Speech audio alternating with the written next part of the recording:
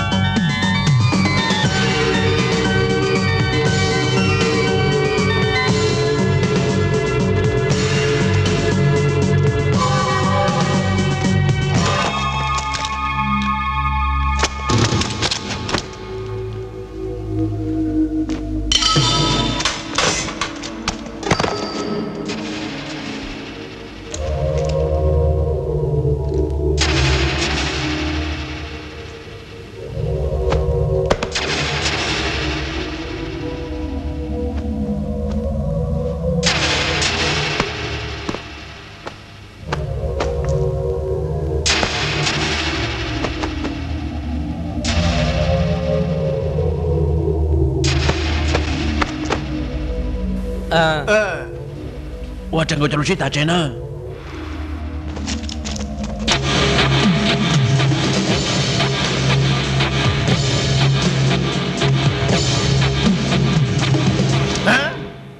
Ôi chả xuân chừng chừng đi cơ sư. Chị bao lửa đi lo. Chị bao lên ta. Ôi chả trộn trăm bộ là thế này chẳng được cơ nà. Rồi chua, nhà cái chi mua nhà, mà mua chi, nhà mua nhà ha. Chua, mua bé mua lại ta. Kira kata lah dia. Jangan nak cepat tak ya. Kau tiada tahu lucu se.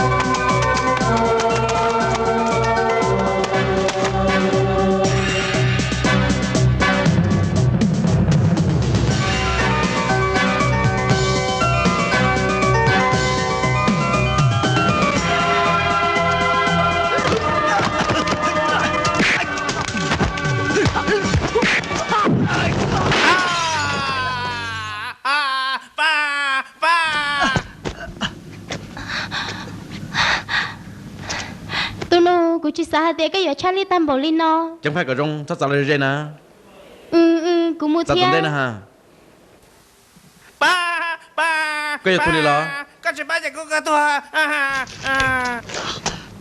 cứ tên là thiệt nhớ lo thay cho nó giờ lo khi đó có hai tiếng họ lười tiếng tân ho chúng ta cho muốn nói xin chi có cho tú thơi tì nè lên nhân tận nó cụ thể cụ thể hả tôi ta lý lời lo khó là chưa chỉ cái ô tôi cho sư giờ vì lý cha con cho thơi tiểu tôi ta lý có chỉ tao kia giờ lo khi đó có hai tiếng tụi này họ tụi sáng tiền tờ bắt tao lo là có bắt tao tụ bỏ thơ ta chỉ nữ chủ cho cái小sư khó chẳng chấp là số tôi yêu chủ chỉ cho tới mình có ôi tôi cho ôi cho thấy thì tôi ta là yêu trong quá đã truy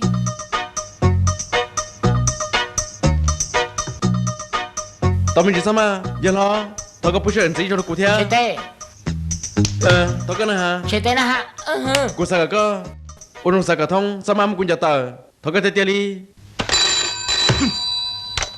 nhớ trong à lần tư ô linh đạo giờ nó tổ thơ sản chỉ có ôi trốn tao nữa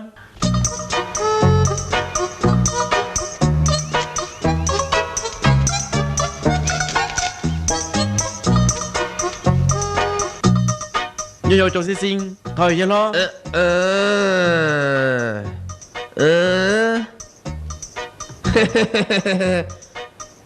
cả trong cái ngầu li à cả luôn chỉ một lúc mà nhung đỡ bao giờ trong li nó thì cái lúc chỉ được của xe thì làm à chỉ sao mà thì kia bỏ từ con trai của đã chỉ nào cụ đi chịu li cha cho con li nè có bộ sản gì kỹ xe thiệt cụ chỉ sang xíu chỉ cụ nó có thì có bộ sản gì kỹ nè giờ đi ha cho là cụ chỉ cảm ơn tao là qua ôi li cha chỗ lo li lo cụ thì cụ gì kỹ cho có bộ gì nè ha cụ giờ cần làm gì lo tao chỉ mà giờ đi cho là xí cụ hay đâu có tiền cụ giờ chỉ muốn cụ tụt khăn cho một năm hồ liên luôn được tu cả lúc gì cái này mà cái cụ giờ chạy vô nè cụ nhẹ cái lúc chỉ một mỏ cụ sơ luôn chỉ một mỏ tao chỉ mà hay đâu có tiền cụ chỉ lâu rồi nè cái lúc hắn nhau chỉ sao hay难道cả chim lông cũng biết cho bên hút đó là mua ít bao tôi cần đỡ tôi ăn được nó tôi chịu biết chịu hoa lử ta chỉ mà mua ít trái phở bơ lử giờ lên đỡ cụ có bán muốn chia giờ lo khỏi đắp phật bơ co ni chia khỏi tâm người lo ta chỉ mà nữ giờ cũng trái phở nè sao tiền nhớ con đã đi thế cụ chỉ đã đi bao lì có cụ trồng lử trái phở nè nữ cho cụ nhớ là tôi biết chơi chung nó lử cụ chỉ tao chỉ tôi đã chỉ kia lì chúa giờ chỉ khơi cụ luôn đã còn nó sư cụ đã có bị khâu tôi lử giờ lên đỡ có bác khơi khơi được nó con được nó lo giờ là nữ giờ ít trái phở mua để xí đến chữ phở cũng mới đi chơi đến chỗ thế lo nữ mua để xí đến chữ vì giờ cụ chỉ ta li cũng trái trả trái phở nó nữ bóng một trò cho nương phê nữ yêu chỉ ít trái phở mua để xí đến chữ nè giờ lo có sắp muốn chơi cũng mong chơi cái thằng nó chơi cần tớ cụ sai thì yêu chủ nhất rồi lúc chơi cần tớ là sư yêu chủ tao sư thế ta có chính trai bóng một chỗ là chả lúc chơi cần đỡ nó nữ giờ lúc chơi cần đỡ của cho nó chứ mua số môn bê tôi cờ xin nè giờ linh đỡ cụ thiết có dài có tôi khen một trò hậu giờ lo tao chỉ mà cụ tôi chỉ bắt cần tớ đi lên nè từ có mua xí hức kia có mua tôi cờ xin nè khi đó có hai tia cụ tôi chỉ nhận cần tớ đi giờ lên tớ cụ thế tôi chẳng xử rồi nói cụ tao tôi cần tớ đi cho nó giờ lo giờ thì câu đi nó sao tôi thì có sao cũng bỏ con tu bỏ con chứ con chùa ông mà chó một phân xong chỉ đã hệ cụ chỉ chó cũng giờ tàu cụ theo giờ hai tia trong đi nó là cái chỉ sao sẽ mà giờ lo chỉ có xe đu rồi là bao vì có một cụ chú cậu cũng bong khắp lo cả tua giờ thằng trong đi nó là cụ tôi làm chơi cụ tôi plini giờ thằng trong đó đợi một thằng theo kia đi bây giờ mà cụ trong là có thể li tua chỉ mua chơi phao vì hai tia có chỉ mua lựa cho họ kia sai là chỉ tờ li cụ yêu mua lúc thẻ phăng nó cho có qua chơi sao cho cụ giải mua ủa cả tao lừa nè tao cho có hay lo lu hai tia nhớ rong xe hư cho cùng nông nhỏ rong si hư rong cơ có một tàu chơi cần tới rong đua khó cũng có sao một nhất gì thế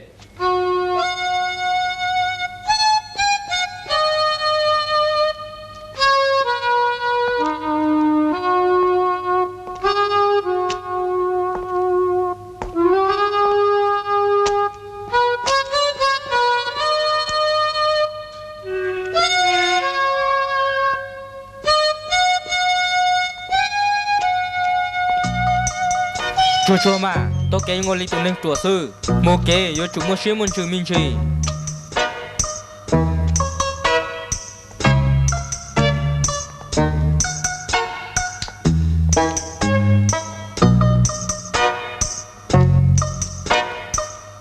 lỡ cá lò Oli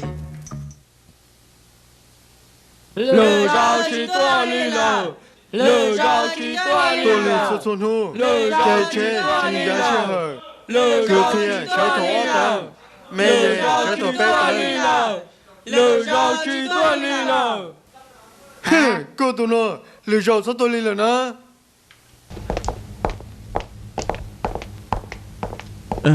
đó chị nè cha cha nhau chạy cần đó mới bỏ từng đi đi à chỉ sao sai lý cha là có yo tao nhận sư lỡ cá lò nhậu không gọi đi ồ tôi cần lại xe là tôi xe là chả nè lâu lên đi mà lấy chả nè vô một lâu lên nào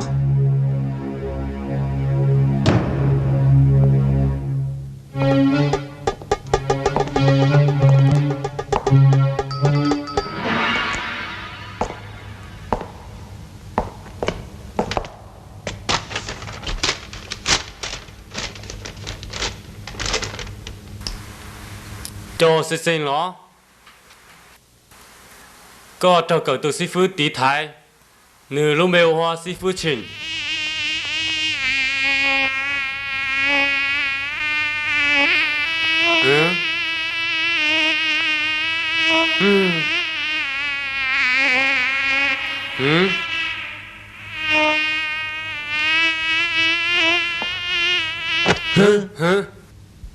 tụi ông nó lỡ sao có phải chỉ cần tới lòng đòn tua lọ nó sao thì có ít tụi nâng chơi lý hẳn cú chỉ quan trọng thì lên thì giờ tụi sao có tua vì giờ hai thì bé lúc chỉ cần tới nó giờ ít lúc mua số mông bé hẳn bé giờ chỉ bù vào cái bù số bông bé giờ hai thì chỉ cho rong bé dùng món để tờ gà chế là lo qua lên đó có hở cô lo cho một trò chơi cờ lỡ cô cá lò tao nó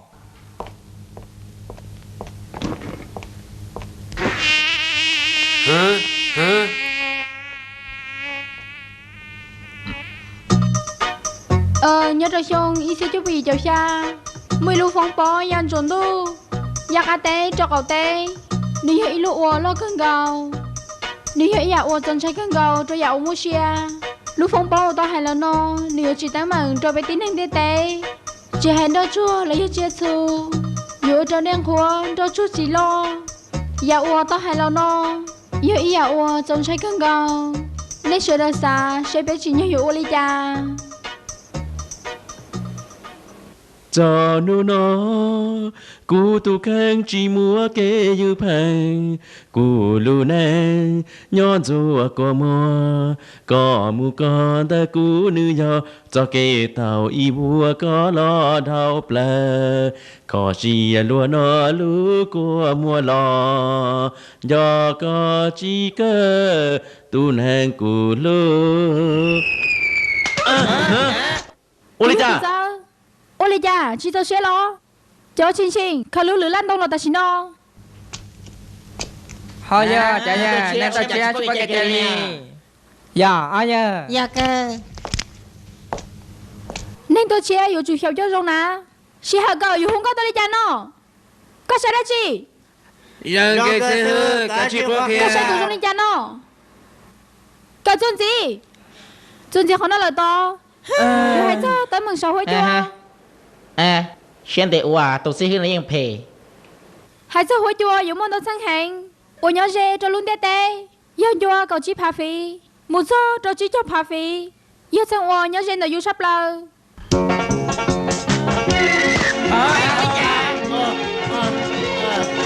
có gì nữa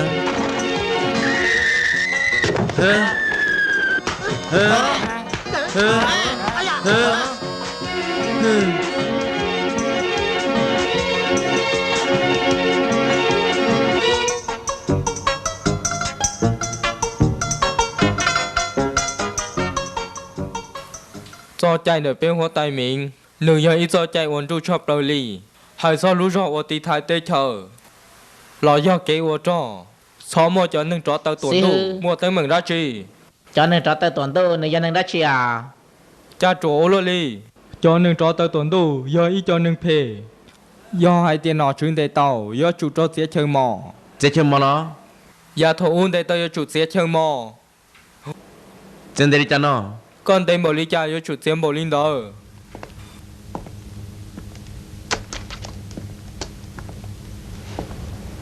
hả đấy năm một lý nó điện ta hả chú cha làm bé cho mẹ nè sao nhỏ trên này nè thì con trai mẹ đi nè chú cha cho là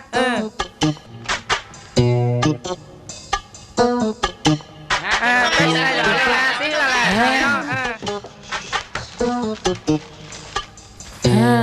cô vô đó chị nè cô sao chị tới kia đi cô chỉ nhắc ăn gặp phần được theo tôi lời theo nên lời cho tết tông của luôn đi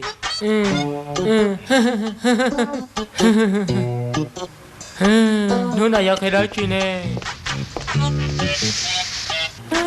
chuyện gì đó chị nè lên từ cho bảo cái cho cô tôi chị nó chờ chị mua từ tê đi hả chưa có cái đó tôi lo chẳng hả cô đi lo giờ luôn lời thì nó bác sĩ hướng mình chị chưa lo là bác sĩ hướng là hả chưa lo sai sao mà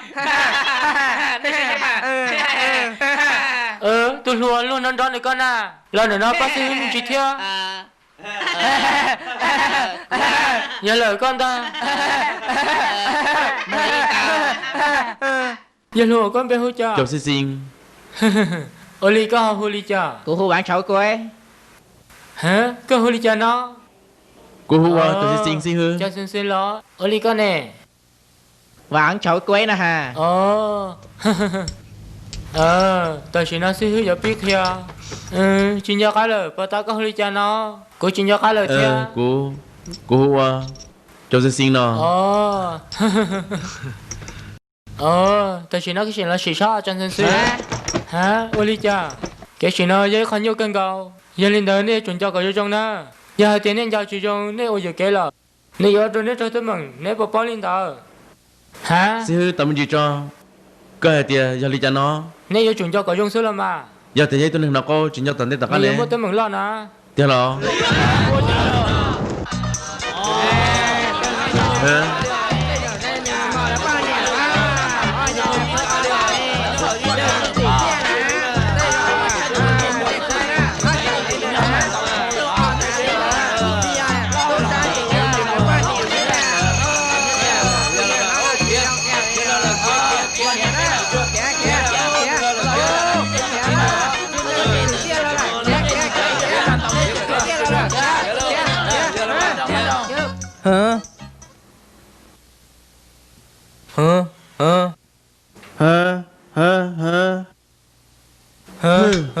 Ủa đây chuyên linh đó này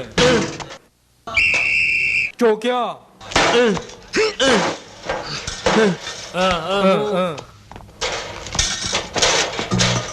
Hey, ngay là cha, ha. Ngay là cũng ngay đó chứ nào cái nào.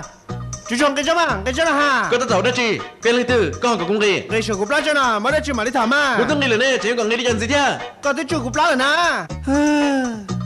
Hả? Sao mà kiếm à? Tao cho. cho cũng nè ha Hả? tôi con giờ đi cha Lo tao nó cho. Tại chỉ nó mua sự thương tao à. cái đi cho nó Hay cho tao mình để con đồ xin à. tao mừng cô Con chỉ bao thôi liền đó. tôi lo Hả? Tao cho. cô cho mình đi tên người sư Cái mua đó chứ hả? cho cô Sao mà mua? Cái mua đó chứ hả? Tao cho. cô mua cái tông của tao Mua đó chứ. Tao cho nó hả? Tao cho. Hả? tao gì sư cô chỉ xin năng cô tông một trái nữa tôi yêu một đứa chị ra kê tôi cho ra kê hả ra kê Cái chuyện một cái cả thâu. thật xin tao nữa cô chỉ xin năng lên tờ thằng một trái ổn đây cô lý trả tiền cô chỉ xin năng đi lên tờ cô thấy dùng một trái sư tao cái đầu gì thế nữa vì cô sao sao rồi cô chỉ xin năng lo giờ lên đó của mua Ồ, nếu chỉ xe hả? chỉ sẽ có bao mò có tới chỉ mò sao lo nếu trong lên trà sư Tụi cô tôi xin dây ly có xem mà. tụi cô trình dây đâu tuần rồi mất co tất nhiên mà nhớ rồi cô lúc xe cô cần cầu đi Giờ cô sẽ có không muốn sẽ. Sẽ lời họ. Bịp lẹ mình gì. Sẽ lo. Ê, Uli cha cái lúc không muốn sẽ lên tới nó. thế đó có tiền cô lúc không mò thế trong lên nó Mò kể lúc sư bó bây giờ. Cô yêu sư phứ hả? Giờ cô chỉ yêu có tụi sư phứ lo. Cô yêu cực hế dạng gâu. Có gỡ chi mà tao có trả cờ. Yêu mà tao mừng đã chi, có lần chi của tao. Có lên tới nó. Nhưng mà sợ quá, có trốn nó là nó, có bao giờ xe. Có bao nhiêu nha. Có chỉ là bao nhiêu là tại sao nó. Chỉ mua đi. Chỉ mua là do chủ thể. Giờ cả cô thèm bỏ đi cha nó. Sao cái lúc nãy sẽ mua nhiều bồ lý cha. Cũng áp vào xe. Áp vào là mua là cái tên thôi. Ta tè cái này lo. Tiền ra, giờ hai tiền, cô chỉ bảo tiền có bao nhiêu. Lừ tận đây cô mới có xua cả quan số tử.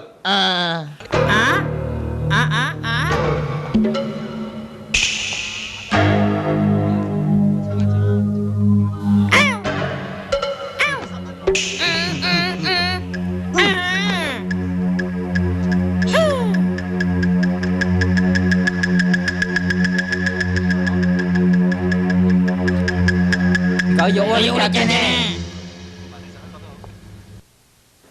Trong xe cần cậu đi của cái là bác cửa. có sao mà trong xe ô quyền là bác con nữa quyền chỉ bác con kia đi chỉ bác có bỏ bó lên đó quyền sẽ lỡ lo Cũng cái xe là cái tuần này cái giờ tụi là xe của chế cho là xe xua tôi giờ tận tiền ta. Của cái chân tao nè. Chạy ra, ngân coi với tọ trong cái ngồi nè. Lấy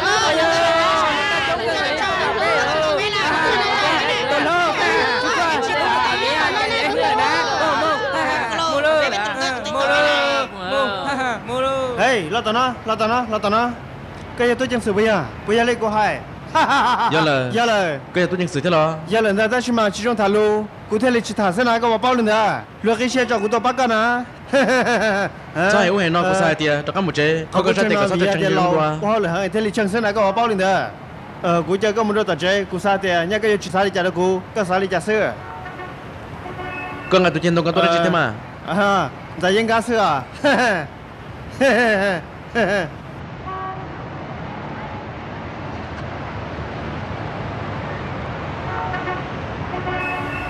，cái xe sư phụ hả đó, sư phụ hả tôi lần trong nó, nếu vậy tôi chẳng xử lo hả, có bảo bao, chỉ ta có yêu sang để một con, trái bên mang tay nè, có hệ đó chị nó, bây giờ, cụ tao tao sẽ tuần này vào hậu luyện tao sẽ na, tôi tin à, cái hành trình này là. Bây giờ tao lo rồi cái chỉ bọn này thế là, nếu tôi thấy cho tao phun thế, nhớ này chỉ đi bao là, còn nó chỉ nhớ bây giờ sang rồi sẽ dùng đi trả tiền. có sẽ đừng có trong đó. Vô đi, chứ mà sang rồi chưa? Lấy, vậy là tôi là, lấy tôi quá chị nè. Vậy là. Chứ mà chùa, cái xã tiền có bây giờ nó bao. Vậy là. là. Ôi cái chuẩn bị tàu nó đi. Cụ bao bằng sư trong cần cầu đi, chùa cái giờ hết sắp bao bằng sư. Lấy tiền bao nè, muốn cho kề cứ qua sư. Chơi vô cái gì? Ta chỉ nói cho giờ nó mua bé tới một chục bông, lấy chỉ vô跑luôn à. Vậy là, cho nên tôi chỉ cái là. Lên thứ hai nó. Cụ chỉ bao thiệt.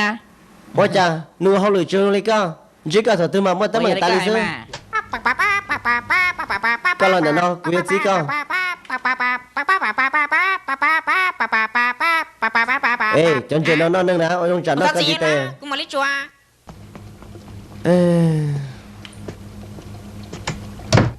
Ê, nhớ rong cho đi. Khó tiếng nó, cho số sự nè. Chịu đi trả tiền nào. Ô rong lên nâng sẽ để chờ em muốn nhận sĩ ta là sư. Cái chiếc sĩ tôi xin được cơ. Rong là. Tiền nào, cô sẽ tao nhận in đàn ở lúc chơi vào bên nhà lần đó nè. Tao mà tao cho có mà lấy tông ra. Cái gì tôi mới nhận cân cầu này, trở cho nhận như thế nào. Dạ ha. Ý mà thả bếp lá tuần xài như cô ta sư. Như chị ta vô tao đi cha. Tiền nào, cô tới giờ không lo, chỉ bỏ tiền vào cho cái xe, ngắm mù. Dạ là, như tao chính của là hả? Tôi chẳng xử trả là sao? Chưa. Anh đừng lo đi. chỉ muốn đã chỉ ta chỉ cho nó chỉ cá sư cụ thể lý ôi thả dạ sao sao có đi chỉ đó chỉ do cầm luôn cái rong nè cô mỗi tôi thấy chơi nhớ tới lúc chơi cần đời nhớ trong lúc chơi cần đời đời mấy tôi nâng phê nâng trái cũng cần ngầu li họ cho nên rong li nó chỉ tao kia li ê cô li cái xin nó con nè cô hỏi được chỉ là sơ chủ kia sao thành gì là ta chỉ nó cô bỏ ta phơi là ô lụa phò sầu chay hả giờ phò sầu cái chay đó tại xin nó bé mới giờ lo rồi cô chúng ta sang rồi phò bờ lo giờ lời trời li cô bỏ mà là ô lụa phò ô cho nè hả giờ phò cho nó trời li on hú đầu lò no cô bỏ lại ra tiệp phòn tao cân gầu ta chỉ sợ là vô xa cho khó tư nương nhân nương phê我理解个只场呢。有我理解道理讲喏，然后还得有炒个炒蛋炒。还没人的。chuyên linh đạo ya bé đó đi chơi bé xa sư, ta chỉ nó bé chỉ sau còn nát chăng. 我哩呢，这里家了呀，这跟贴到，个黑的个包天呢，为还得我们家不了。tao cơ là mà đi lâu. Ya tan đâu lò bé mà cậu tao lên đi à. Ta chỉ nó ôm một lò, trôi lò lên là xứ na. Giờ hai tay ư chỉ xin lu, lên thì nhiều lò lu ư thia. Có sao? Bây giờ li có hai mà đi lâu. Giờ đi chơi là xếp bằng, chỉ sao mà thôi nè. Gì nhớ đó đâu sư? Chú kia, mua đã truy mà lấy xí thả. Chỉ sao mà lu rồi là xí li nó. Có phải sinh nhau mà biểu. Trong cha trong một cơ chế trong tu là. Rồi nó cơ trùng chi cả tao sư.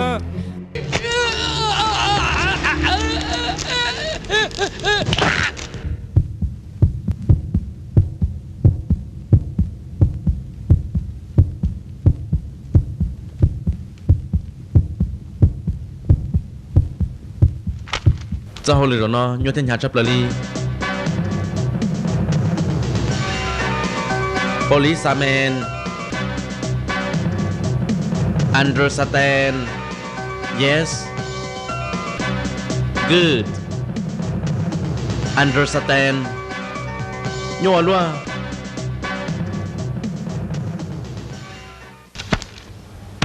sẽ có đi lời sao bọn này luôn trong một cơn gào ôi chả tụi năng này yon gì luôn luôn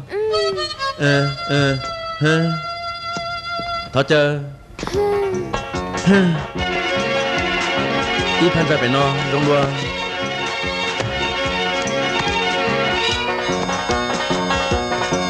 tụi mình gì luôn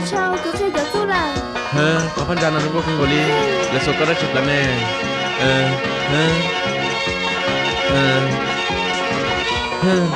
tụi cứ cái nào một lò lì thế tụi cứ bị giữ sở tàu sáng đó nhau cha hoàng linh à đó tao đó số cái sáng nó rong đua ôi trời thật nhiều luôn nó để tao mau lựa tan thò sao chơi chơi cái nào trả tiền gọi xe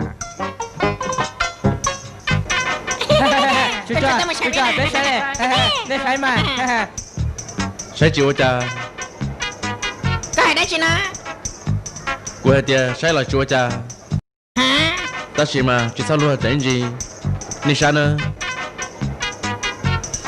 ca ha ha hả chú có xe mang đây là chính là cơ nhục con gì sư tôi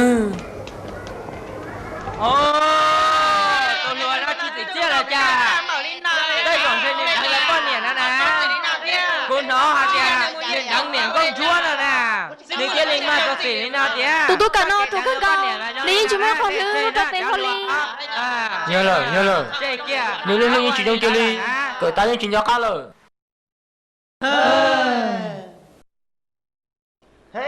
bây giờ tôi sai là nên chỉ chỉ chia đến mùa chỉ chia là nè cho khi lần tiệt các bao cô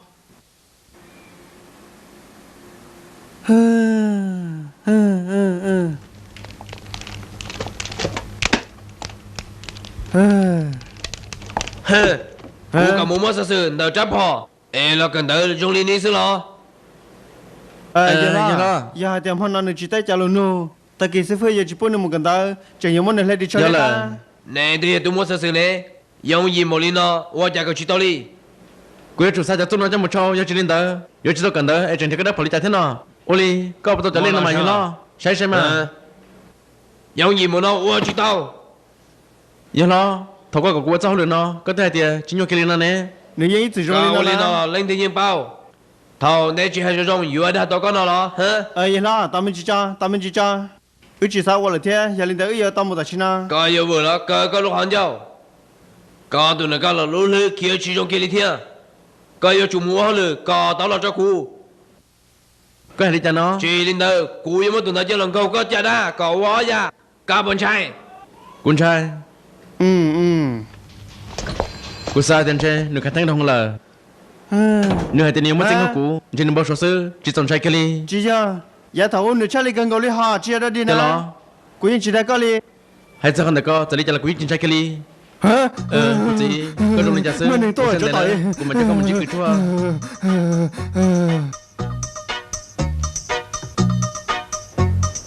tao mình chỉ tụi bay cái sao mà tao quay cái cho giờ thì có cái tele tao là thao có phụ sai của số thế có biểu cả của chủ quân chứ sao cho xem đi cái tao mình chỉ mà giờ có phụ sai của mình chỉ cho nhau làm cho con hả ôi trời cái gì nhiều đây có mà lấy phụ sai đó Sắc lên kia Sắc lên là Sắc lên đi nè Sắc lên cho nè Chúng ta hãy xuống lò nè Sắc lên đi nè Sắc lên nè Có sẽ cho xin mất bao nhiêu là tia như là Cái tiền mình gì đó tao cho tiền ra Cái tiền nè là khe xe là cái dùng tay cái trò số đó cú sao thì câu lên nó tia tận đây dùng bọc luôn nè là nè là khe cũ nhỉ cái xe mà cú đi chạy tăng rồi nè Cái tiền nè tao xin đâu nữa chia cú khai thác đó chỉ mà cú thằng này đâu có hạt tia cú tụ khang tin hoang là to giờ chỉ bút sẽ hư hụt tờ một tỷ trong sát tỷ chỉ ta lên đó sư giờ chỉ bút có khối nên đó trong tỷ nhân trong sang nó có trong cú chỉ bút trong tỷ tờ sát tiếp theo cú chỉ bút lên từ trái trung theo sai tờ cú lý giá ta lo lờ là khe cũ là cái chuyện như số cái đó tia chuyện này chủ ship khe lina bây giờ đây thì giờ tôi nhớ kỹ ta li ha không nào bây giờ chào dân lên tới chào chị tao để tao một cái con à hả ôi giờ đây chuyện ta phát trở lại thế dạ ôi đi có sáng trai mà sáng trai nè thảo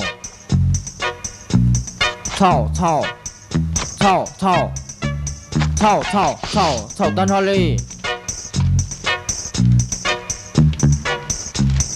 cái cho tuần hôm đó quay tới nhau là đi tại hơi luôn sao chỉ tới đi cái đi ha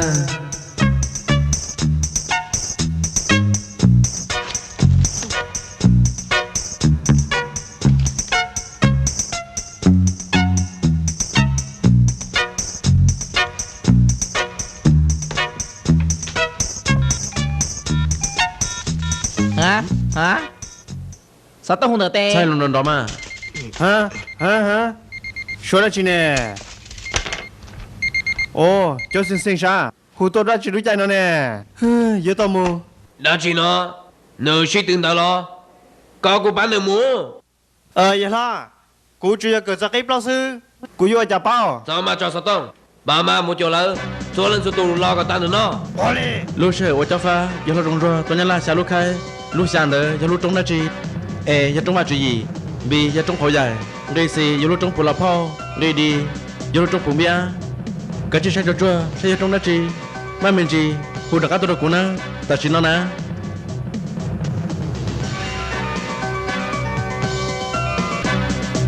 luôn nữa giờ vào chuyện gì đi giờ lấy khỏi dài chua nữa chua ship bán tờ chuyện gì làm một bán được tờ xin nó cú sai thì giờ vào chuyện gì giờ giờ vào chuyện gì đã chuyện lo chua ship bán tờ chuyện gì tế cho tờ xin nó chua là luôn đã sai sao một chỗ nữa chua khả năng là cô chị à khả năng là cô chị à khả năng cô chị à thế alo chỗ này cô sẽ mà khôngต้องtự giờ lúc trống lo nè để một con lúa vùng cho tụi mình đó giờ khỏi dài lờ giờ lờ bỏ sự chết tờ lo riêng bi nhớ bà chị lần ta tụi tuần gì nữa giờ lo xịn là vòng nhau luôn trong tư nè phụ mẫu lên từ bao hoàn tao đua là thế chị nuôi tao chị tao đi lo ôi chà nuôi tao đua là chị mới từ bao đi là hành đã chị nè bao hả bỏ lỡ biểu tờ lo giờ chuyện hàng cái ấy xin ta giờ xử lý chị nhớ cái gì nghĩ tuần gì nè nè chúng nó còn trong nữa thế làយកhết tao đâu cô giờ họ đi nè phụ tao đi đón nè ha hả đi đọc cho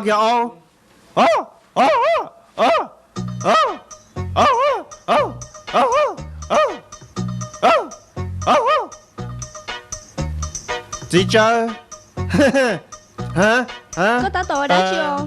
cô ta tặng cái nhà xưa mà hồi đó chỉ cho chị cô Có bấm không có tao. Như liên tao của mua. tao cơ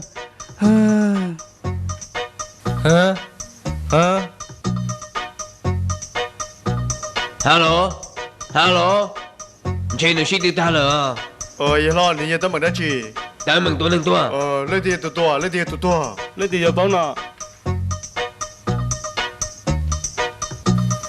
cô chân ông nông chị tao lên nè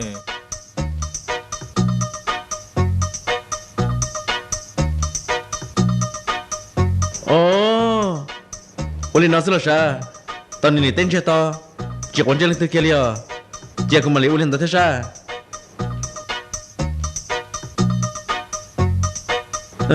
Hả? Ôi cha chỉ bỏ mua đi. Nhóm đông thôi là nè.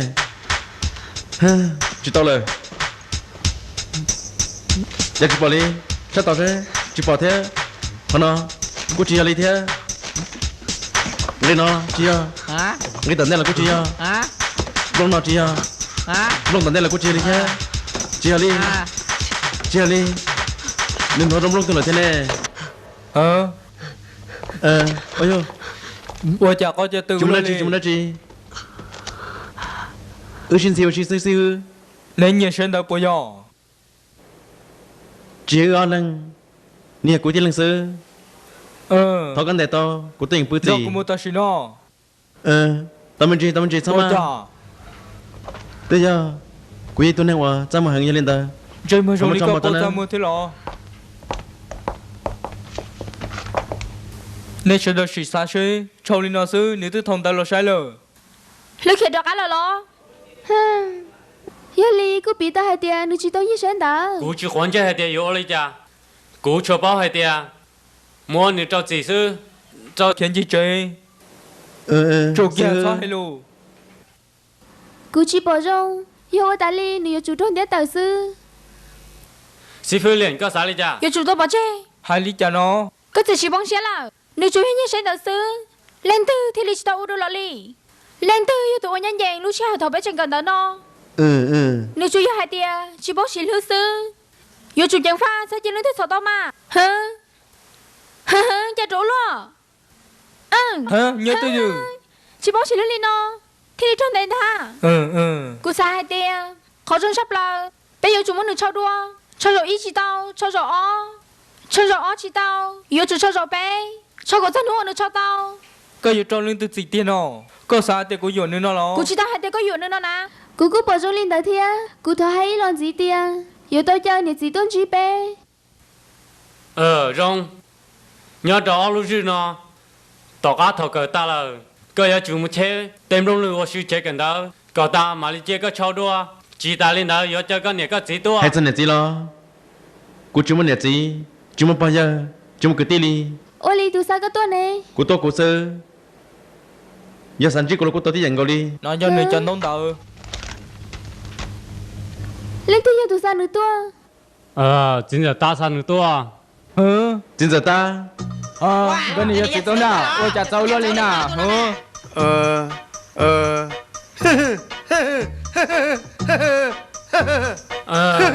ta tôi cần nói cho tôi mi nhỏ đó có hai trong cực khen chơi trong đua John xin có vô hay cha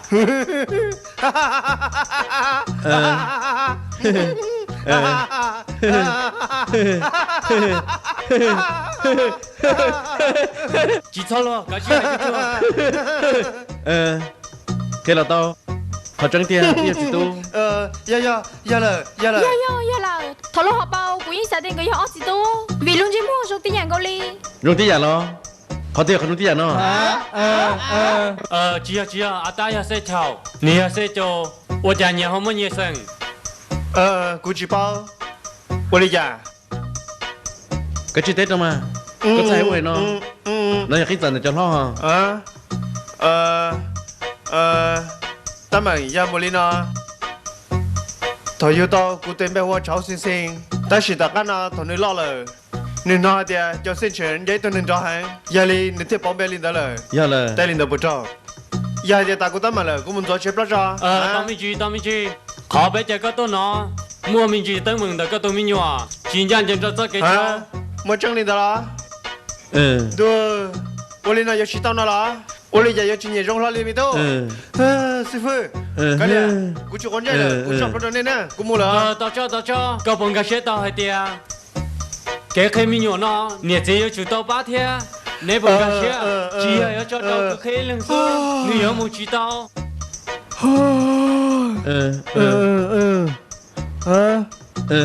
nhớ tao vào tao chơi yêu chủ khi mình nhỏ thế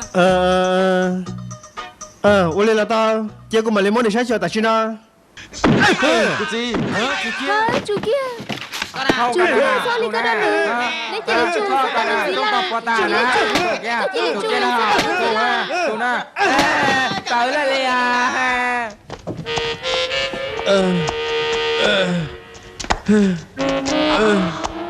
sao cần ngồi đi cơ mà đâu có đồ lo đi cho sao lại trả này là chú lý cũng trả tao có sao mình chỉ là chỉ một từ cụ thể là sao trong đó có sư cho sao lại trả nữa chú lý trả cụ chỉ tôi nâng lo là cụ chỉ tôi nâng lo đó có ta sao cụ cần cầu li à mau cụ tết nó trong là mi tôi giờ lý trả là xếp bằng vì hai ta cụ ya cái tôi tự tỷ sư giờ lý trả là có một chút tôi có nhắm mình chơi là chụp bún à hả có sai cái gì là lo chỉ tao cho xin có bà hay để cái gì lúc con bảo lý cha chú lý cha vì đó thì nãy giờ cụ tụt thì tiền li bố mỗi lần thì nãy chỉ luôn là tôi mình nhớ nó mà sư phụ hãy sao cái chuyện này nè có sai lý cha cụ bảo lý cha khéo bút đâu nữa sư phụ cụ chỉ muốn nhớ li cụ chỉ chụp kia xong rồi co à ta có xong rồi co chỉ trong nè chú nè cụ bảo lý khéo còn nữa cho tao sư phụ lấy cái chỉ trong xí Yuli ở đây hay nào? Có gì chỉ sao sao? Ôi trời sư phụ. Con nó sẽ cần gọi lên bây giờ. Nếu vậy lúc chạy trong cần gọi có lên rồi. Cái này cái chuyện cái chuyện như thế. Xin nào là tao thấy trong thân gì nữa. Chỉ ta lên đó, có chuẩn chơi mình chỉ sao cái tụi khen tôi là tụi bao, con cái sẽ là bao. Muốn lên sản chỉ cả. Lo. Muốn là sao cái nhiều bao. Vậy cái cho cô mua. Yêu chúng muốn đi chơi chưa? Này tôi ta là như nào? Đó nè. Đây là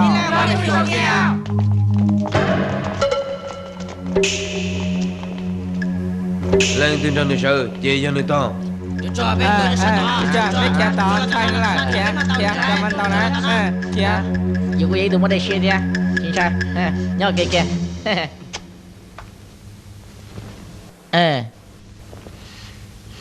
trời quay đang cái con là nó như thì thầy của tôi thầy ta là nè có lúc anh nhớ là có hai lúc kia giờ cháu quay muốn lên để chơi là sẽ xua mà lý xua tu lo nên tất cả xua nên ta xin nó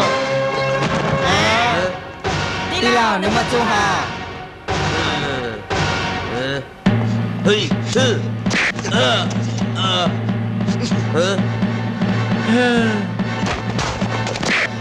ôi trời cho nên chỉ sao đi thổi là nè bố mình đã chỉ hỏi xem là thế chỉ muốn nói chuyện đi lo chỉ muốn nói chuyện xin nào là tao chỉ muốn nói chuyện chắc chắn sau cùng chơi lo là nè muốn cái đó chạy lo được chưa ba mình chỉ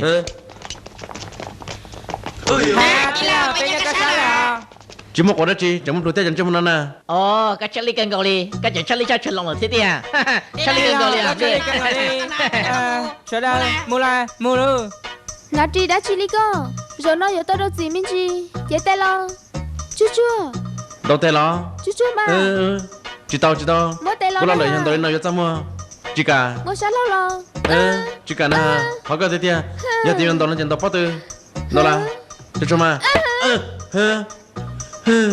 ôi lên nó chỉ tao lên na giờ nó tới tới bảo cái tới công việc lên nó sao mà tôi lên nào có sao bây giờ mà lúc này đó chị giờ là chuyện gì đó chị lúc có chuyện cái ta chuyện cho nhận tới lấy cái nhận tới có trả theo mất thằng là cái ta nữa cho tôi nên nó ôi trời ơi tôi nên tao cái vừa sư trời mà mình gì cho người ta cái cho con nào ôi trời sai đi tôi nên lo rồi là có con nào hả con mà đó chị cả sẽ cần go hả sao nó lo rồi yon chúa vì mới đến nè sao chỉ riêng yo tao cả sao tao chỉ hỏi yo là thay yo nghe sẽ là lo cho ya ôi chẳng nhớ Charlie luôn đi nên sao mà được gần Cali nè nên chỉ sai nè nên cả bắt tư là nè nên cả tư tư nè ya sao cơ nè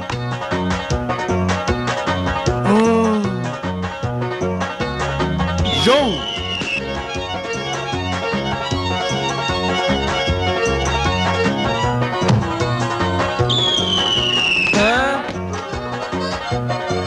có tiền phát cả trong nữa chia tỷ cú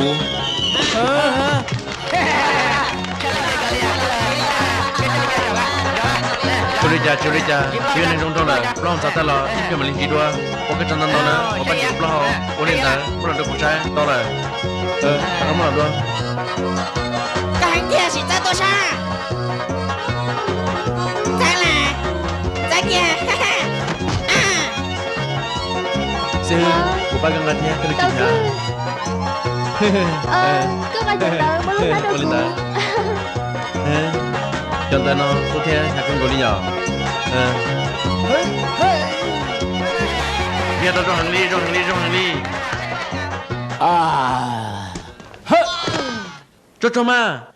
mà mình gì tao còn gì thế tên gì không sai đi con ta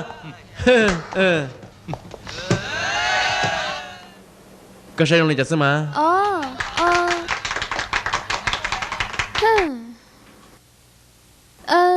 Olivia, Julie, nè chỉ luôn hả li? Nè có sang li lo, có sẽ hứa cho mua xem mà.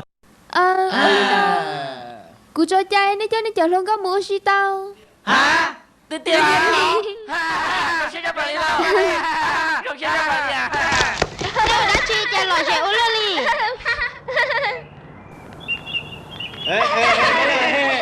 Nè chân được cái gì chụp kia, tôi làm gì lo sư, sao xéo lối nhá nè, bao check cả ta. Oli có bỏ nè luôn nè. Có rồi vẫn lo. Hay sao rồi vẫn, quý tụi chưa hầu. Giờ thì có chuyện cô, nè cô không cho là tôi tiếng cô. Cái nhiều vừa lo, udah sini ko. Cái chuyện của chân hiểm mà, đợi bố sư, chú cô bảo lời nhắn đi. Hả? Olivia, có chỗ con nhớ giờ xí đút ta đi là. Tại xí nó có bé chơi không? Có hay con nuôi nhung lo, có gì xong là, xong nó, tiêu anh cho một đứa cổ chua. Câu gì lo? Ra là. Tại xí sẽ có lo sai có luôn nuôi nhung là. Họ tranh nhà tên lô hai, lồng lông chuyện lô cá. Là số lên số tôi cho lần có tua, Oli có này. Ôi chà hai chị cho tua. Cô chỉ muốn lồng co, theo cô chỉ bảo trong nhà thằng lồng co, thôi chỉ cần ta. Vì thế thằng lồng co, nhiều cái chỉ tao ta. Có lúc lỡ trong có bao kilo. Ta chỉ bao kilo một lần ta nè. Tiếp lo. Tiếp họ. Cô tự bảo đâu cái tụi nó là, nếu như nó tụi nó tao chỉ cần ta tao có lên na. Oli chả có bao tiền nữa của tôi lên đâu nó. Cũng không sai sự bảo là. Cô sai mà nên cái sẽ có cần gọi đi. Hai, ôn chú hay luôn tao hình mà. Ta chỉ, cô sai hai tia ở chỉ lúc một chỉ tao. Tao chỉ nó, dù tao sẽ lần ta lo. Cô nhìn bảo hai tia cái chỉ lúc, sao giờ nếu chỉ dùng gì, bây giờ lên ta. Nếu hai thứ tôi chẳng sự, cô chỉ nhờ tôi chẳng sự kia đi. Cô đi nhận gọi thế, hay sao chẳng cho một tôi chẳng sự ta, cô giúp cần gọi đi. mới là cho cô tài sư phụ,我这，我的家到中路嘞，没把师傅天嘛，可那个我说个呢，谁知道路个？个知道谁了？到处个，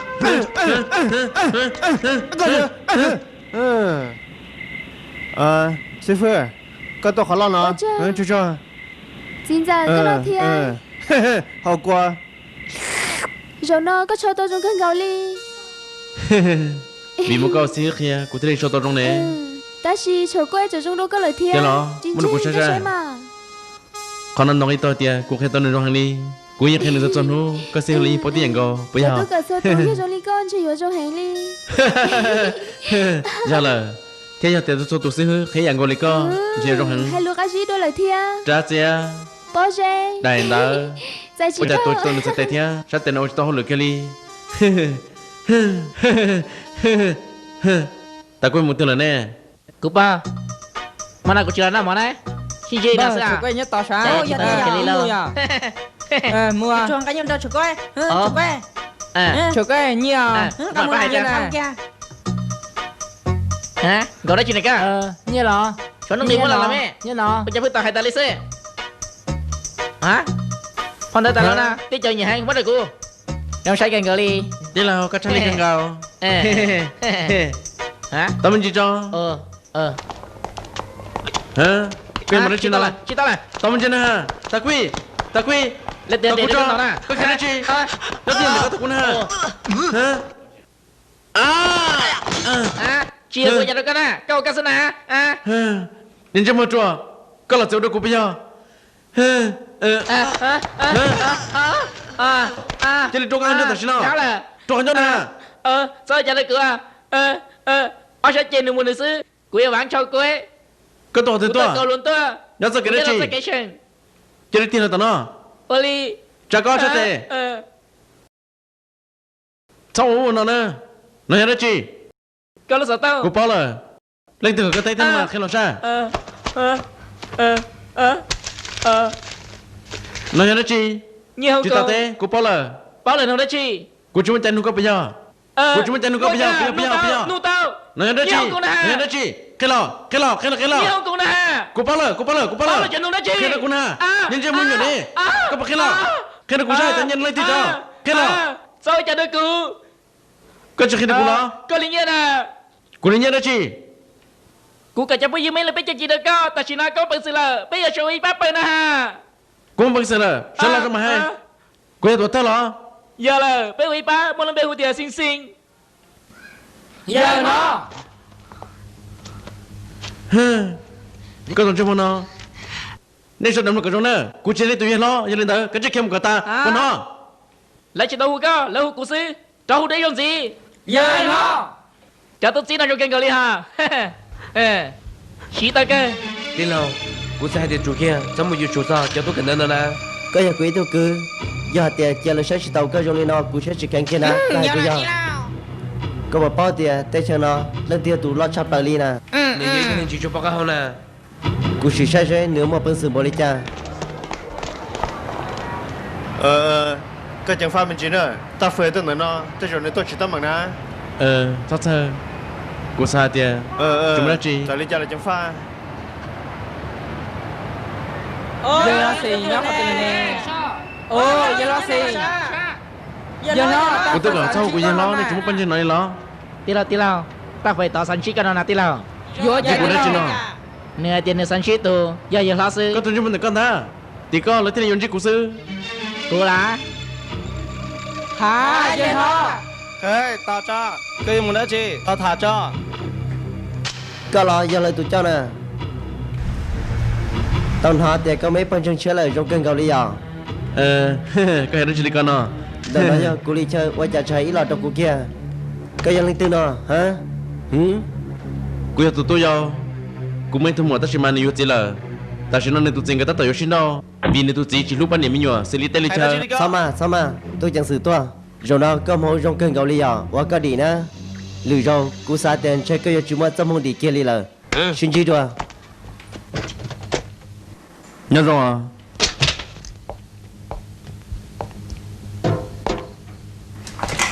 mà nói một cái tụi cha nữa vì cô chỉ là phải nhớ đồ cha nó chỉ sai cho là tại anh chỉ là chỉ trong gì cô lý trả lời xí hư khi hồi chả bự là tao ở trong nữa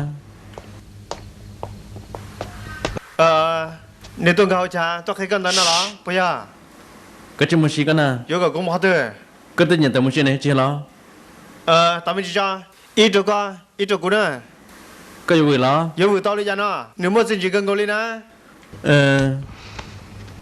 cú chia chân trong lý có sana chỉ muốn mua của yêu lên đó ta sẽ nó cái chuyện cái cái chuyện là bỏ vì ni nhân trong đó có sao thằng nên thế cái xe là đó cái tuần được có mà vừa thì thiên lý lo lúc trên này giờ cô chuyển trong tiết tờ tao đi trả thế có bây giờ cho gì xem gì à dạ chạy chưa à hả chạy chưa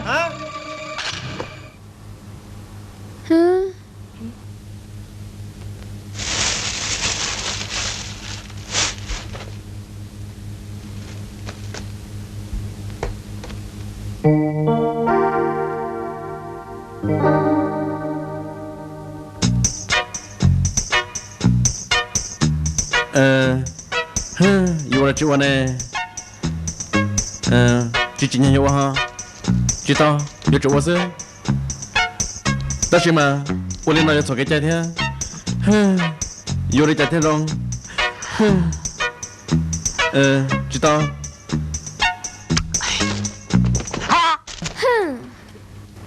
cảm ơn chị nó cho nên chẳng cam nhục tờ chết nè mất là được của quyền nó sư pi là chị tao có xe của trong liên minh nhỏ nhau nó lo cô đâu của ta kia chết xia chụp hình chụp lời bác cô hả à ta thôi nên chứ cô kia có bố đi cha cô chiêu đi cha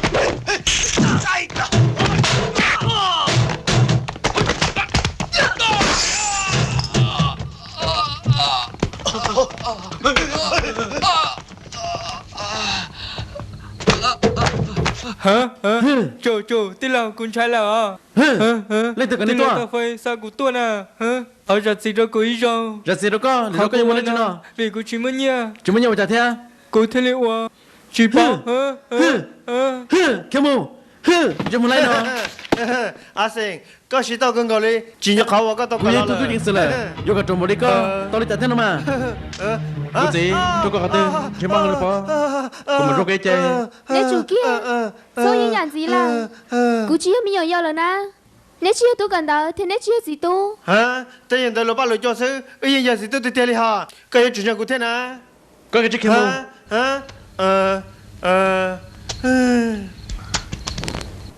khó chăng thì ta mừng nó nhưng không học hết cho trong tư ta chỉ mà cụ chỉ sai đã có khi nhân gia được có tiền cụ chỉ tu chính sự sinh giờ lý do là cái chuyện việc khó chăng rồi nữa có cái chiếc kéo mù cụ chỉ tu chính sự ta chỉ cụ dạy cụ tu khăn tôn chế đã phò plot là cụ yên chỉ tôi cho tu cần nào đi muốn nói chi cụ chẳng bắt là thế sư cú chim lúc đã chỉ thôi đi thiết chỉ lần bao cú cho thấy dạng cầu sư lựa cho sao đã là có tầm gì cho cú có vô đã chi thôi con sao khi đó tiếp bao bắt tao thế mà cái chuyện thằng này nữa thôi có thì tiền á à sinh nếu bây giờ muốn thằng khác lựa tôi mà cú sao tiền nhiều chục thế có muốn nữa tua Oli có là con dâu cái nữa thì có chơi chục kia giờ thì cái chuyện con dâu cũng có tuần đây có bao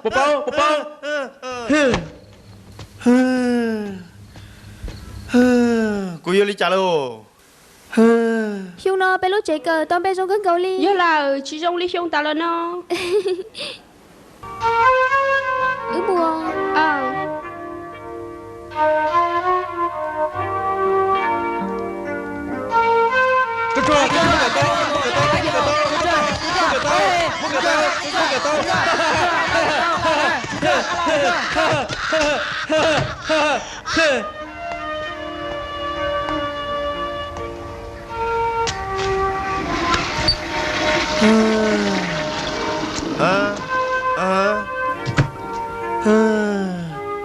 tôi đã chuyện nó nè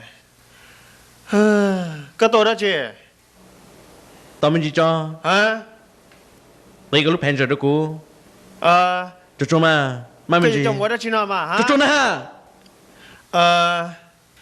cái chồng sĩ ta chắc là sao tôi được Oli nè cô bao rồi ok Sita mình sẽ làm tôi được không cô muốn nữa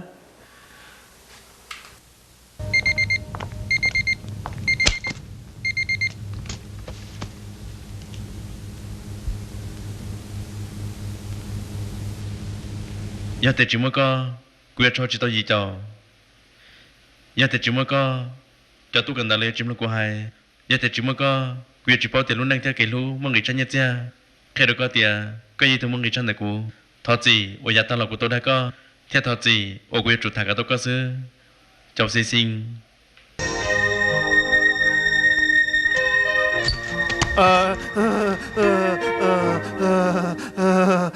nhớ rồi được có rồi xin là tôi xin gì sao điều chiều của nó nếu mua là qua lên của lúc pen nè tôi xin nhớ được chứ nóกูยังหมดตอลี่จ้ะนะ กูนุ่งก็เดียวจะก็xin nhớเลยนะ ก็อยู่มาดูกูจ้า sao thầyกูkể nữa có phần nào có phần nào ก็อยู่มาดูกูจ้ากูลี่นะ cái mô sao thầyกูkể nữa rồi nó có cho cô tôi dân nó tôi có chơi đó có chỉ liền ba xe toa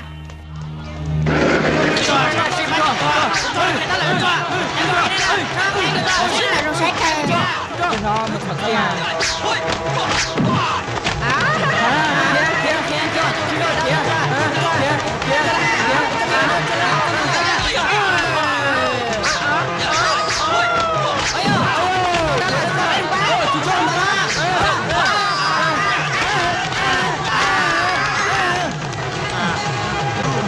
đây cả tao chú kia tôi là chú kia chú này chú chỉ tôi là chú kia chú mà chú là gì đó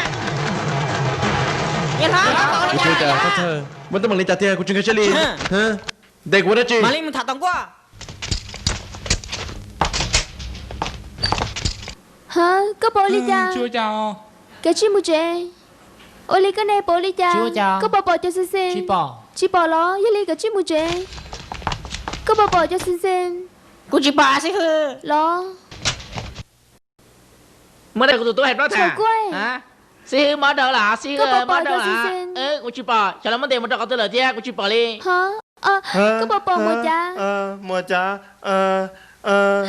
dạ kê giờ của tôi thổi đã chi nên để của là tôi ta chỉ nên chúng bỏ thơ giờ chỉ lên tờ của chụp phát rồi chơi hẹp đó đó nên cho chúng một con giờ kia cho chơi nè chủ kia số này của nè chùa kia Oli chú Loli sao tôi phản đấy nè sao xì lo nghe là tao có sao mình giờ leo tôi bây giờ cũng nghe thật cứ nó chỉ tao số to đi là chùa kia cái gì thôi tiền lo cái sân đầu của anh đâu cái cuốn chân mua sáng từ suốt tua đó kia mà rong cho cô nè ha các bạn cũng chơi đó dạ kê đi chủ kia cho xin xin có bố đi cha nếu đã chi để dạy ba xin à khỏi chân nữa ha tao biết gì ôi chả con tốt tao nó yếu vừa lâu cha nếu chẳng chỉ báo thiệt chủ cái liền cái sân hồ là cũng biết không được trả trang hàng hay đâu có bao cái của thầy của Lita cho mà khỏi chân nữa chị quay đâu con hà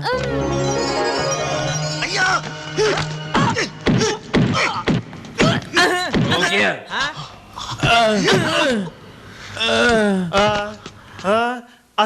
à sen có bò lấy cha con nó sẽ là tệ của mò sư cái này muốn cho cái tệ na vì hai cái tệ ló là cái gì tao chỉ bảo cái hậu cái này cái nè trộn cân cái này cũng muốn đây là nè mua được xin nó mua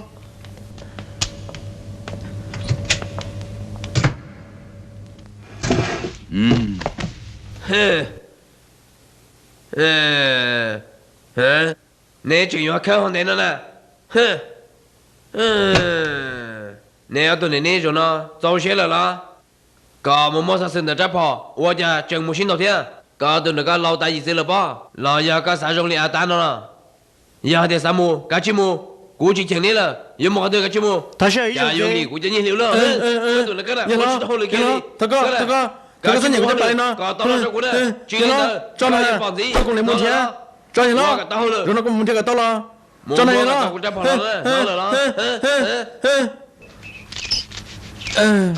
sao chơi cần gọi đi rồi nó nè có lý có một kỳ khó thế lo à xin có một kỳ khó thế lo nè ha bây giờ dùng khớ hàng tầm một lý có chỉ bao sao cha không cần gọi đi ta chỉ khơi lên nó cô dùng một cần gọi đi thế谁知道给你？我的家有去包做有的家给你了。也感谢呢，我的真呢。muốn cho ba chỉ có món tài xì xa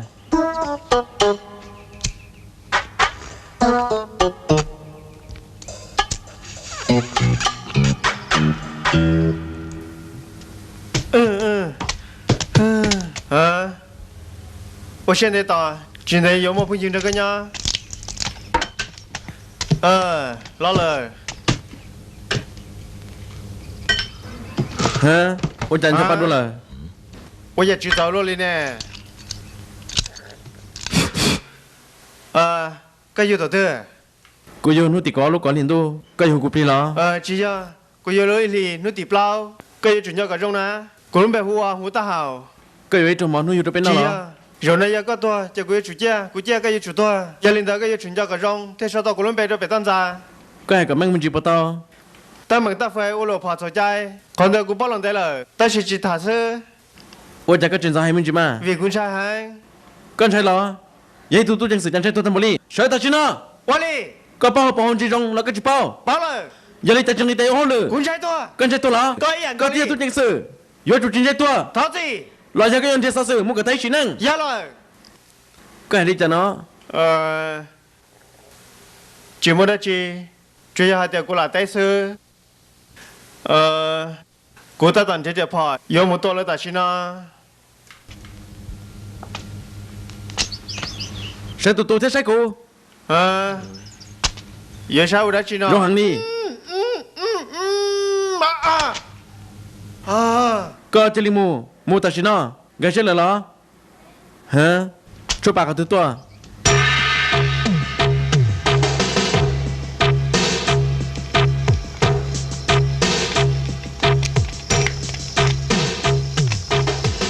Giờ nó Đừng nó là mà. Lúc chơi thế nó. Lần từ giờ bao nó. Giờ đi, giờ cho nó. Chơi luôn chú. Có chuẩn chơi được cô. Ôi da, đã chị nó. Hả?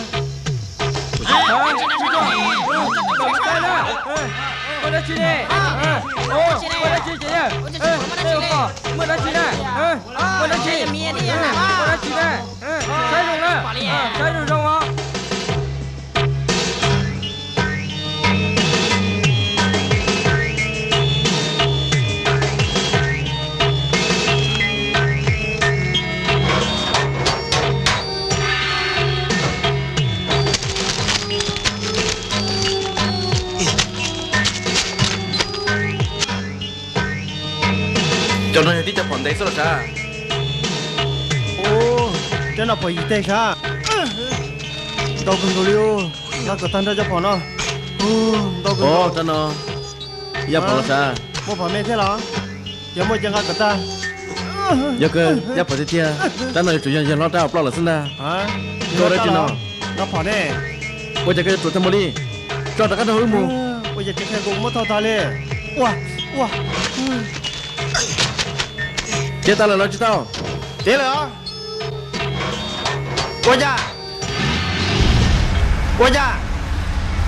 Tao cũng cho mà, cũng thấy tao như này. Tao cũng cho nó ha. Tao cũng cho nó ha. Tao cũng cho. Tao cũng ha. Tao cũng cho ha.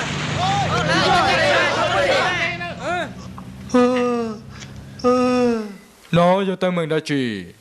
Ai là chỉ muốn tên mình là chị à? Cái gì mà xe? Tên mình sẽ sửa tên mình là cái gì? Có điểm gì gì? Có chỉ cho là cái con. Muốn sao chế? Nhưng mà nó chỉ được cái sai. Không giống lo. Sao đã của lý rồi ta lo lần nữa? Có sao bông xe? Giờ đã chỉ nó. Đừng nói nè. Hả? Cú chấp họ mua đi chơi lên trừ. Chỉ sao thì ấy. Dù tao trả làm ra của nhau đâu. Sao mà được xe? Tao thấy cho thế.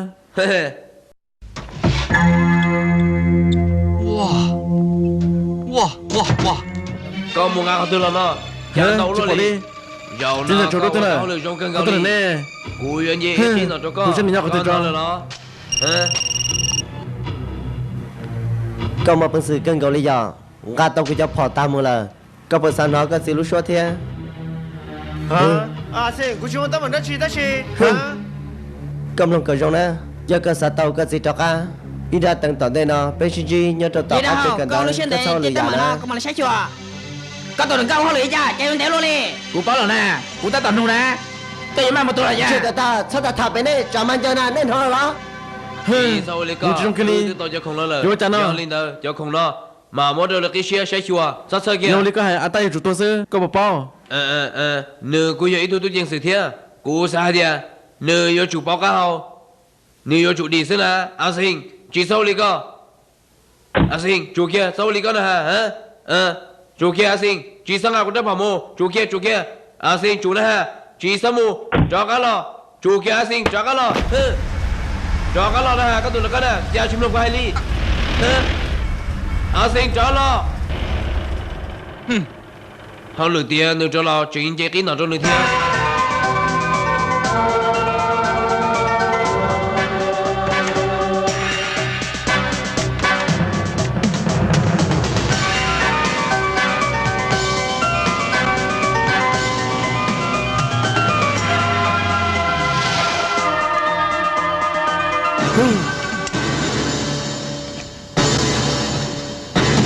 à sen cho đẹp phò nhá khó tư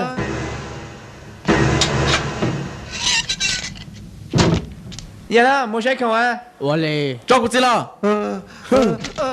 muốn sáng cho phò xe Oli à sen cú chơi chơi chơi một số chơi một cái ta cũng chơi một tiếng thế là chị tôi chạy vô chụp phèo luôn cho kia có tao mình gì sao mà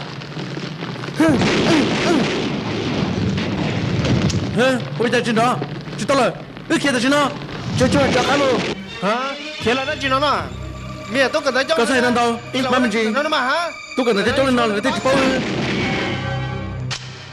hai nãy giờ này nó chỉ nó thì này lâu hơn là chỉ nó nó chỉ hả tôi không là nó thì này là chỉ bao hơn là chút là mẹ tôi không là nó cái nào tôi chỉ là lịch sử tí là sẽ nói lại chỉ là ở chạy chụp tốt đi nè do sẽ là chuyện nhà tôi là na cú sa hai tia ta sẽ nói tí là xí nhá hàng qua rồi nè hay là chỉ cả xí tôi cho người tự là nè giờ lấy bé xí mới nông xí hứa sa tí là xí người trả lời nữ chiếu đi chào em có lời bây giờ cái gì mới lời câu đi chào lời ta tỏ xả có tụt luôn lo chị ơi chú tao là cho kia tao nó hả à ta người yêu mong một đá chi này cho mai mình cho họ tao cũng thế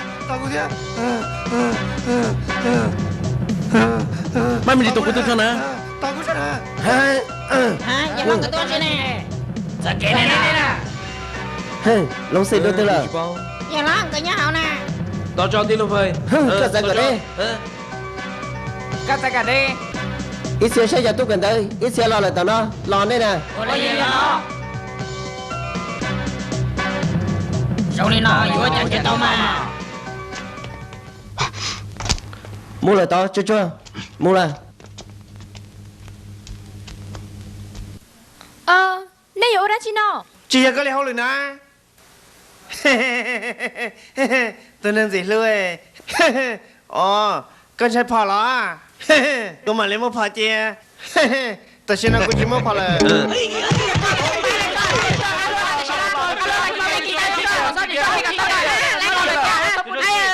chưa sao sao đó tôi chẳng sự ta xin nó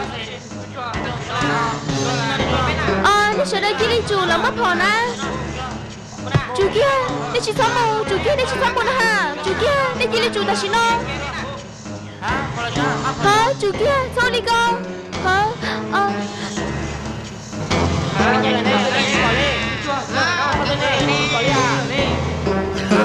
cho mai mình gì chồng của cái là tao nó mai mình gì cái nè mai mình gì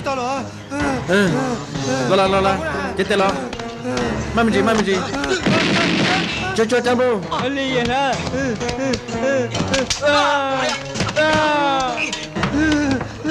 à sinh nhớ bỏ thưa à sinh cái sao không mà thế kế mình thế kế à sinh nhớ bỏ thưa cái sao là nó cái tay luôn nó mai mình gì tao cũng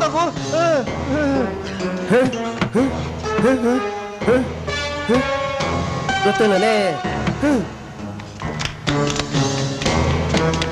cái sao là tao nó hả bọn đang có cái này sao câu rồi là tao xin nó con này chuyện cho tôi cần nhá hả tôi chủ động ăn ba lờ cho phần này có tôi chỉ tao nữa của bao tiền đi trả lời chỉ tao sai luôn đâu có cái chim mù mai mình gì tao cho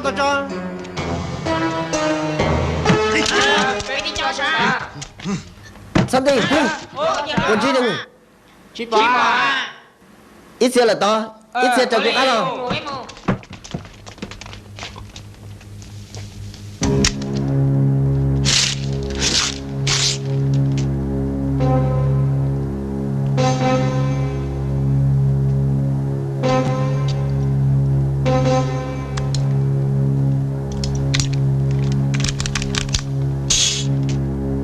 đã chín đời vậy đó. Ui to, rất thà lu, chưa. Shalom. Papa. Sao đi lại? Sao đi? Các tụi kia. Chua chào mừng.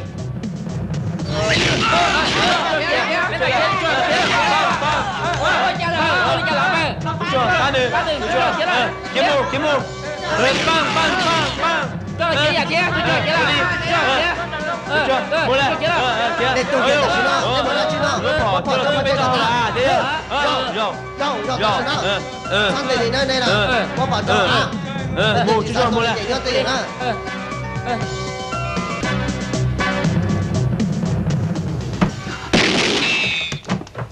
Đâu khó tôi lên nè. Bỏ tôi là, nhặt tôi là.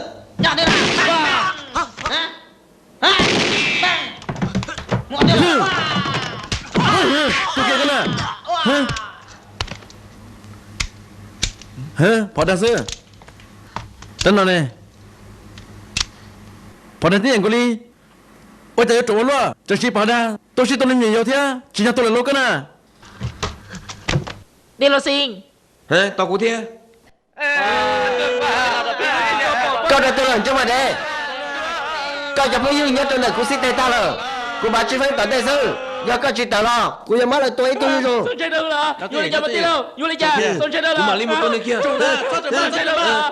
Nên nhớ tiền đến một quay đâu. Cô yên một tuần nữa. Cô yên một tuần nữa. Tao nữa. Cô yên một tuần nữa. Chơi được là. Chủ sai là nè. Nhớ tiền một quay nè. Chủ á. Đến một quay nữa. Ôi lìa. Nhớ tiền sẽ giật tiền. Một quay nữa. Tao chừng đó. Quay tiền nhớ tiền nữa nè. Sao qua. Lúc chuyện nói này vẫn chỉ sư mà. Khi cô gặp trắng nữa. Thằng lòng cao sư. Ôi trời sao cái thằng lòng cao sư. Bố một lần gì thế? Chỉ mua đi. Thằng lòng cao. Thằng có những cái là dễ sư. Chỉ có thằng có tôi nè. Nó chỉ có trong trái cái ly. Bé sai thì kéo những nhà sư nữa. Kéo những nhà rồi nó. Do nó thì sao bố sư. Do hai sư tới được tôi thế nào? Bố là gì mà. Sao kéo những nhà từ bé rồi nó nè. Chỉ mua đi. Cô thay nó nè thì bây giờ chúng mình nuôi cái ly. Giờ hai bé số đấy một cái gì cũng xe. Chỉ của tôi cho cô hai đi ta. Nếu lên giờ chủ lên đó. Lúc xe ta xin nó. Bé ta tao nhóc cho trong đôi lên đó. Giờ chủ nhân sức ta. Nên cái xe được bỏ. Thôi cậu lúc xe ta khởi sư. Ô ly. Nếu bẩn trai mà. Nếu bố kiến trai ha. Hay luôn mà. Mua. Ly nào sư. Mua ta xin nó. Mua. Ô ly mua. Hả?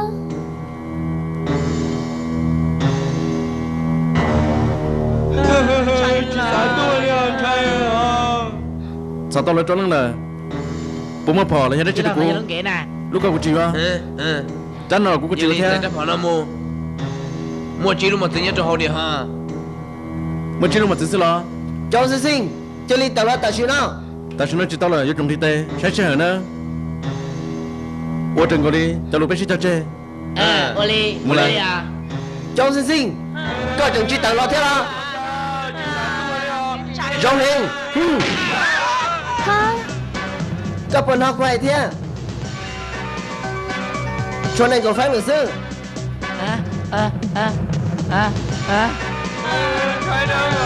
Có chỉ tàu lo thế đó. Có chỉ tàu thế thế. Chỉ tàu lo bây giờ. Cô giờ mới là tôi rồi.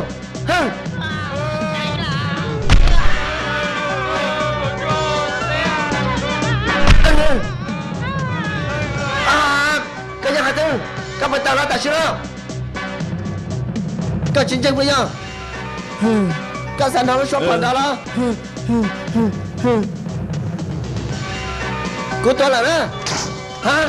Đã chứ?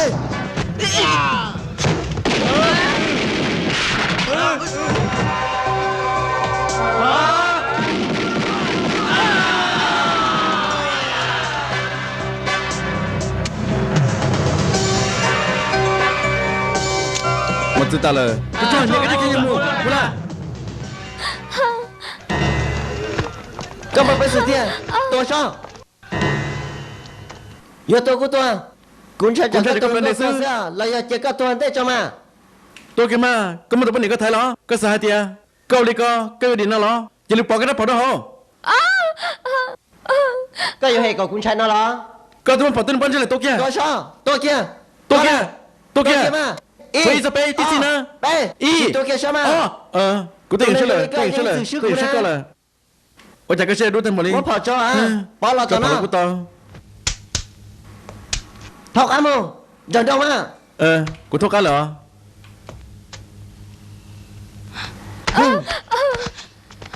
nghe nhau khỏi thư của chụp bao có giờ chụp bao sư của chở nghe nhau khỏi thư có cho nhẹ lắm nhân từ nó này nhé nè có mà bây giờ nó này nhé nó quyền là đâu có sao cái kia lo hả tại đây có luôn nè lúc bỏ chơi lời của chúng mình là thế bố sư lo cái này sao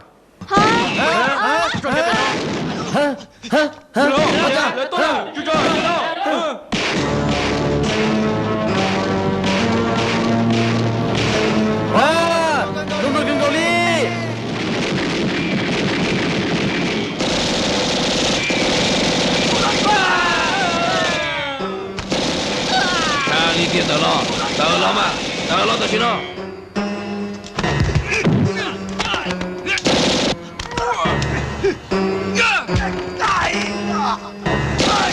lý có sẽ chuyển như cũ tờ lo tờ xin nó tờ lo cho chấp họ cho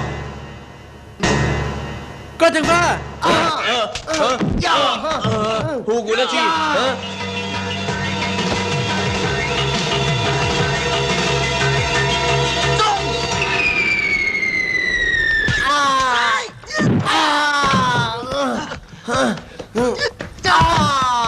thế cái tiền cú chơi thế cho cho lại cú ấy tụt chẳng xử cú lúc mẹ ông nó chẳng lo tiền được cuốn đâu hùa gì cái tên trở chỉ muốn ra có bao là bao đâu người nó rung nè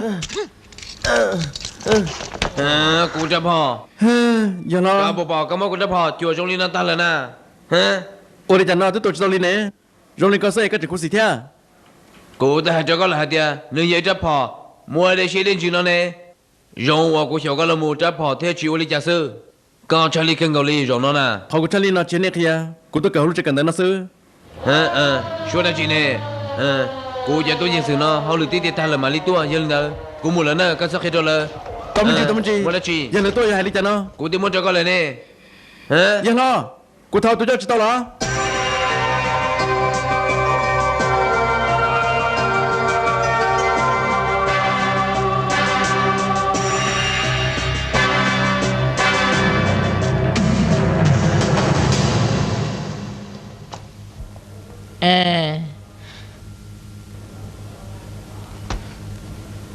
nên sẽ là nhỏ xin luôn á cũng muốn là mua trong con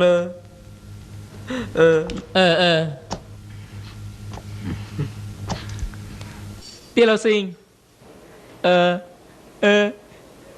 cơ chủ nhà ăn chúng tôi sẽ bên nữa dạ là cơ chủ nhà ăn chúng tôi sẽ bên nữa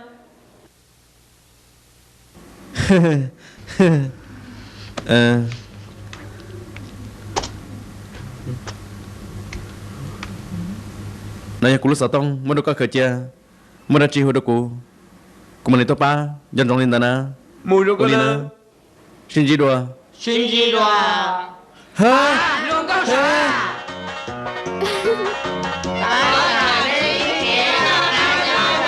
nhân lại nếu tôi dùng cùng đi